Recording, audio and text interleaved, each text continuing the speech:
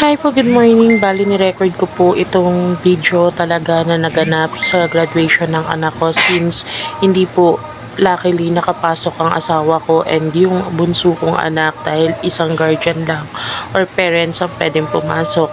So, what I did is ni-record ko po para mapanood po nila. So, samahan niyo po ako. Isa lang po akong ina na excited sa graduation ng anak ko. And I'm happy kasi next stage na siya, senior high school, and susunod is college. So, congrats anak, we love you. Andito lang kami ng daddy mo na lagi kang i-push hanggang sa maabot mo ang pangarap mo at may marating ka sa buhay. So, keep it up and God bless. So, samahan niyo pa ako manood. Let's watch!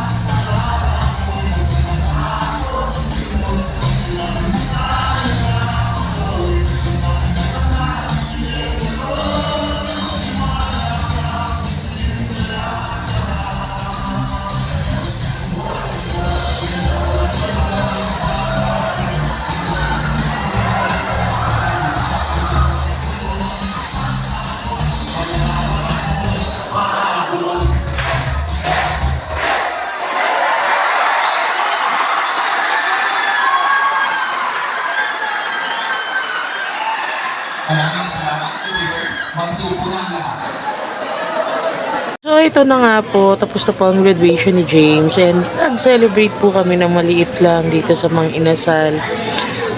Kasi nga po, pagkatapos nito, meron kami celebration sa Sunday, sa swimming. Yan ang request ng aking anak. So congrats anak and we are happy for you. And sana magtuloy-tuloy at ma-achieve mo yung pangarap mo. So we love you and God bless. Bye! Sa mga hindi pa nakasubscribe dyan, please do like my YouTube, my TikTok, and Facebook account. Thank you and have a blessed day. Bye for now.